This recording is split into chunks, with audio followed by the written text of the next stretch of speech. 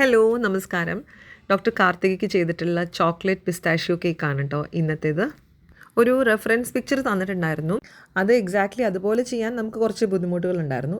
എന്നാലും maximum possible വേസിൽ ഉദ്ദേശിച്ചതിൻ്റെ പോലെയൊക്കെ ചെയ്ത് ഫിനിഷ് ചെയ്യാൻ പറ്റിയിട്ടുണ്ട്.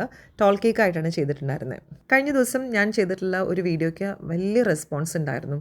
അതായത് ഞാൻ എൻ്റെ ഈ ബേക്കിംഗ് ജേർണിയുടെ സ്റ്റാർട്ടിങ്ങിൽ ഫേസ് ചെയ്യേണ്ടി വന്നിട്ടുള്ള കുറേ ഇഷ്യൂസും കാര്യങ്ങളും പറഞ്ഞപ്പോൾ ഇപ്പോൾ ഇഷ്ടമുള്ള ചില കാര്യങ്ങൾക്ക് വേണ്ടിയിട്ട് ജേർണി സ്റ്റാർട്ട് ചെയ്തിട്ടുള്ള പലരും, പുതിയ വെഞ്ചറായിട്ട് മുന്നോട്ട് വന്നിട്ടുള്ള പലരും സ്വാഭാവികമായിട്ടും അതിൻ്റെ സ്റ്റാർട്ടിങ്ങിൽ ഉണ്ടാവുന്ന ഈ സ്ട്രഗിളിൽ കൺഫ്യൂസ്ഡായിട്ട് ഇത് ഗിവ് അപ്പ് ചെയ്യണോ വേണ്ടയോ എന്നുള്ള ചിന്തകളൊക്കെ മനസ്സിൽ വന്നിട്ടുള്ള ആൾക്കാർക്കൊക്കെ ഞാൻ ഈ കാര്യങ്ങൾ ഷെയർ ചെയ്തപ്പം വലിയ ഇൻസ്പിറേഷനായി എന്നൊക്കെ പറഞ്ഞു കേട്ടപ്പോൾ ഒരുപാട് സന്തോഷം തോന്നി.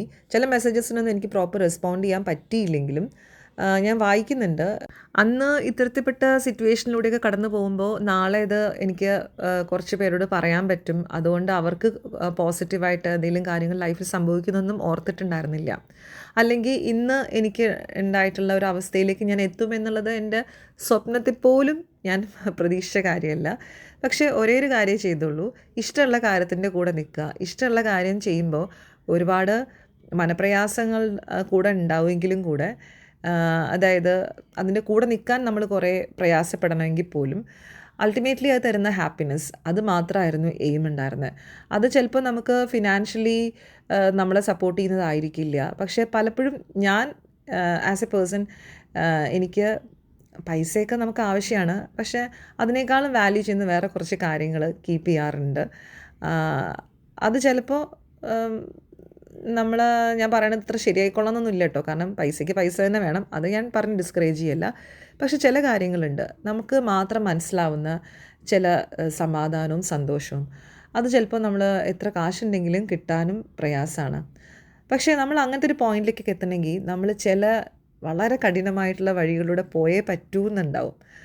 അത് നമ്മൾ അതിന് തയ്യാറായി കഴിയുമ്പോൾ, അതിനു വേണ്ടി നമ്മളെ പ്രിപ്പയർ ചെയ്ത് കഴിയുമ്പോൾ ബാക്കിയൊക്കെ നല്ലത് വഴിയേ സംഭവിക്കും എന്നുള്ളതാണ് എനിക്ക് ഒന്നുകൂടെ ഓർമ്മിപ്പിക്കാനുള്ളത്. ഇനി വേറൊരു സീക്രട്ട് പറഞ്ഞുതരാം. നമ്മുടെ ജേർണിയിൽ എന്തു തന്നെ ചെയ്യുമ്പോഴും ഒരു നല്ല സ്ട്രഗ്ലിംഗ് പീരീഡ് നമുക്ക് നല്ലതാണ് ഇനീഷ്യലി.